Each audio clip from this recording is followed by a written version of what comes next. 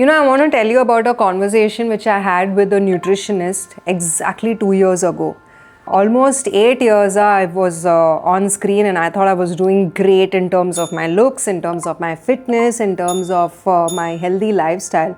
So when this nutritionist asked me exactly what my routine looks like and breakfast, lunch, dinner, what do I eat and what do I work out, and when I explained everything to her, she quietly listened to me for some time, and in the end, she actually told me that I was doing a lot of things wrong. First of all, I was completely under eating protein.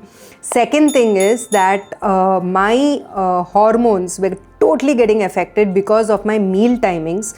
And third, she told me there were 3 reasons why there is still so much bloating for you despite your heavy workouts and despite all the diets that you're following. And I was shocked literally because now this suttama expecte panla, and it just was thrown at me as a very big surprise element. And that is when I went into this 6-month rabbit hole, literally started researching, and that was my changing phase where nutrition became so important for me, more than just working out. They say, right, 80% is what you eat.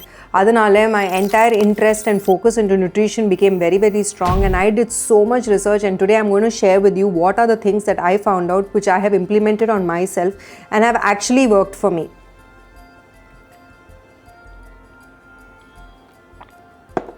One by one, I'm going to explain it to you. Let's begin. The myth number 1 is eating less to lose weight. So obviously, suddenly when I have a movie shooting or I have a big ad shoot, what I would do is 1 week before that, I would completely cut down. I would cut down my carbs, I would cut down all the items that I was eating. Sometimes I'll skip a meal, I'll skip 2 meals also.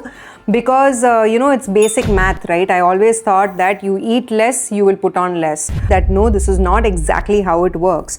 And I realized that also with time, because first 1 week I would lose a lot of weight. Second 1 week also I would understand that, okay, I am starting to look slimmer and, my bloating is reducing. But from 3rd week onwards, again, there would be an issue because it just wouldn't work. And that is when I got into the science and I understood that, see, what exactly happens is when you start eating less, right, of course, your body starts adjusting to it and your calorie in does go down. But what happens is, there's a process called metabolic adaptation. So basically your metabolism also goes down.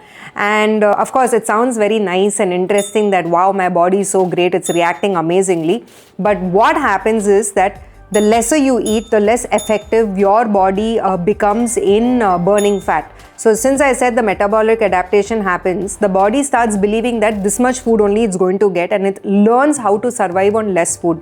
Now, along with trying to do a fat loss, not only fat loss, but also it starts burning down your protein, which is not great. It starts burning down your muscle, which is really bad for you overall. And that is why after 1 or 2 weeks, you see that if you want to lose weight, then you have to eat even more little.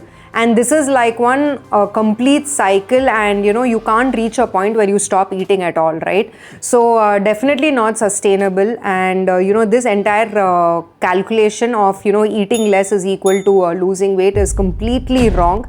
And the only solution for this is eating the right amount of protein, eating the right amount of carbohydrates, also very important for your hormones and for your overall functioning, so that you don't teach your body to survive on less food. Because if you teach your body to survive on less food, the next time you start eating it, it is not sustainable and your body is going to go in a state of shock, and then it's going to start saving all the extra calories as fat. That is why if you see as a cycle, when people go on crash diets and once they start eating, they end up putting on more weight. So this is myth number 1 busted.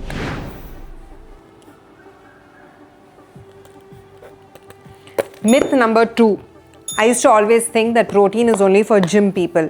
Well, when I grew up, right, I thought that protein was not for me. It's for people who go to the gym or are bodybuilders or are trying to really bulk up and have nice strong muscle mass. It's for people who want to really look very strong and bulky. But I am an actress, why do I need protein? So that is why I was on a diet which was filled with salads and fruits and all of that, and protein was never my concern or my reason.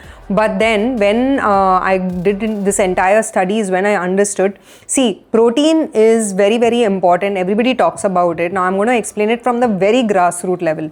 Every single cell in our body, whether you're a male or a female, every single cell needs protein to repair itself, whether it's your skin, it's your hair, it's your immune system, it's your hormones.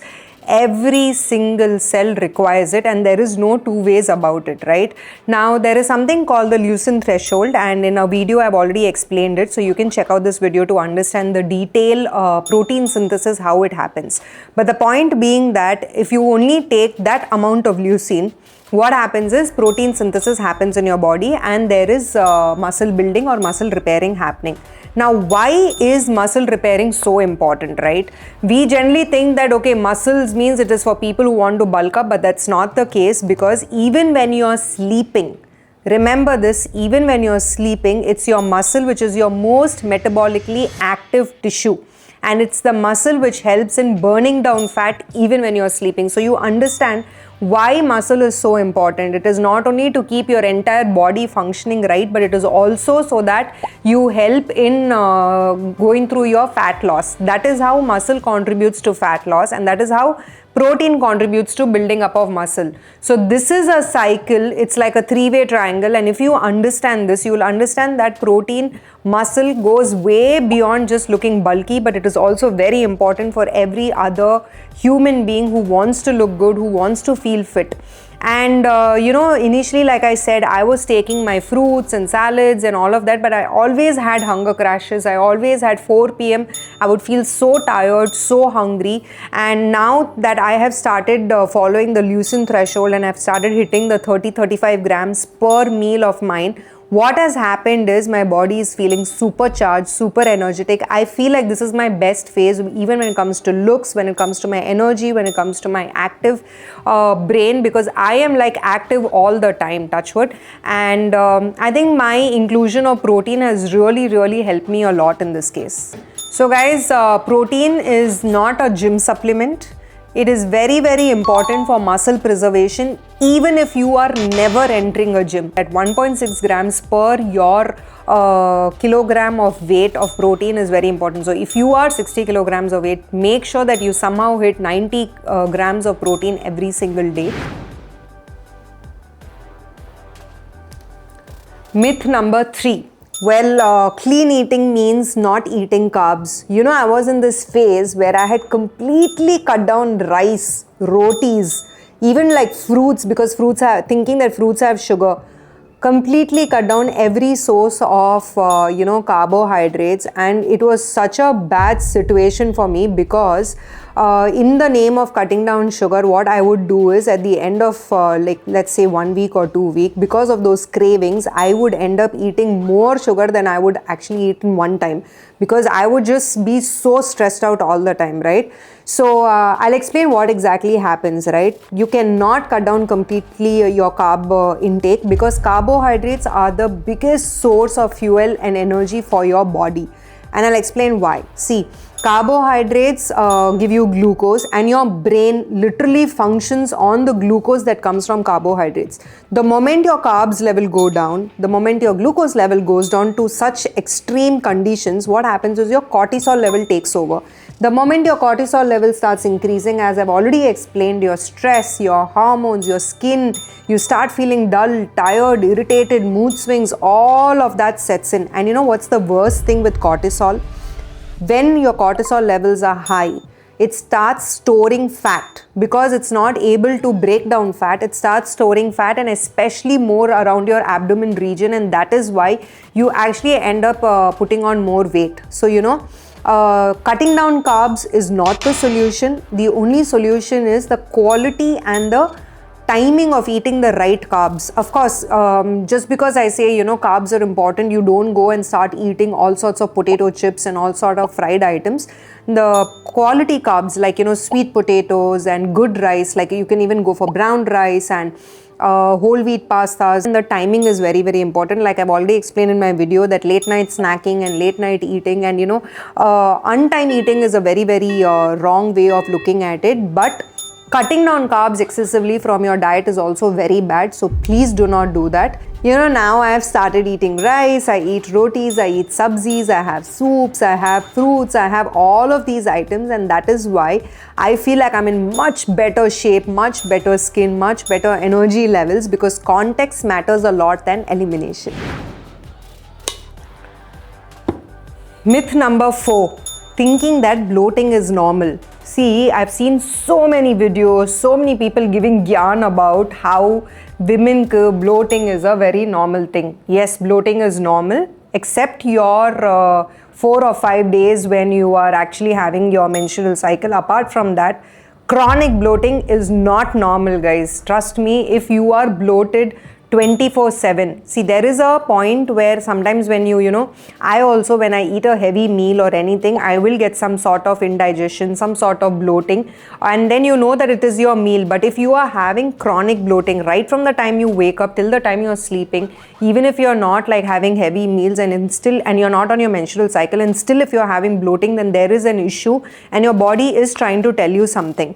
So what that could be, I will explain soon. But first thing is, what you can change is make sure that whenever you're eating your meal, point number 1, you do not eat it so fast, because when you're eating really fast, you're also swallowing air along with eating food, and which is a very simple fix but a very easy fix.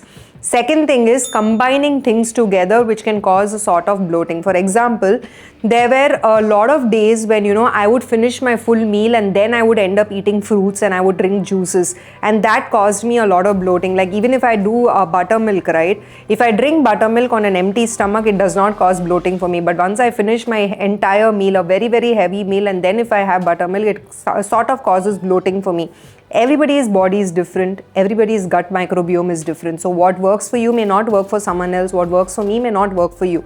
But what I'm trying to tell you is, try to understand exactly what is happening inside your body, and that does not mean you stop eating. It only means that you start cutting down small things step by step and understand what is it that could be causing bloating. That is your point number 2. Point number 3 is having highly processed foods. Of course, it's going to cause you a lot of indigestion and a lot of bloating.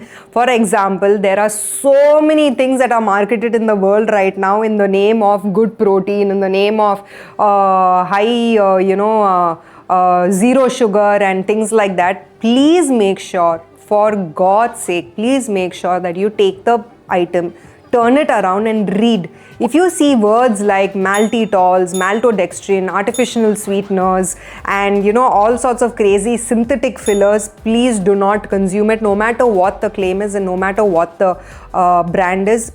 Trust me, it's not good for your body. So all these kind of highly processed ingredients and additives and sweeteners need to be avoided, and I will very soon do a very detailed video about how you can read your labels and make sure you're eating the right thing. Myth number 5, that my body is super strong and I can withstand anything and I cannot be serious about my nutrition. Guys, this is very important. You have to look at nutrition as the same seriousness as you look at every other different aspect of your life. I know a lot of people try to outsource nutrition to trends or outsource nutrition to other people, or just blindly believe what has worked for other people, but please do not do that. Understand your body, research into it. Personally, for someone who's so much into fitness, so much into gymming and nutrition, I understood how much of muscle preservation deficit my body was into, how many things I was doing wrong with nutrition, and my over obsession at that time to protein powders. I was so obsessed with all sorts of whey isolate and whey protein powder, because I was in hardcore gymming and I was into my entire thing of getting into six-pack abs. That's when I understood that all these powders, they have so much of unnecessary junk. So apart from processing everything else that your body has to process, my body also has to process the junk that comes with these kind of whey protein powders. What the companies do is they add up unnecessary items to bulk up the powder, because that's how they use fillers and that's how business works for them. And this is what converted me into being obsessed with understanding what is the most cleanest protein source that I can take, something that is bioavailable, something that has no junk, no fillers, no artificial items. And this obsession has moved me into like a new direction that I'm taking into my life, which I'm very soon going to announce about it. And this is something that's going to be very helpful for every single person out there. But until then, all I'd like to tell you guys is do not outsource your nutrition problems. Do not think that it's your genetics or my body is made like that, or it's just something that I can't help it. Of course you can help it, and of course you can change your own life. So just start taking control of your life in your own way. And out of these 5 things, if you relate to anything, do let me know in the comment section. I would love to hear all your thoughts about it. And please, for God's sake, start reading your labels well. Take care, stay blessed. Up until next time.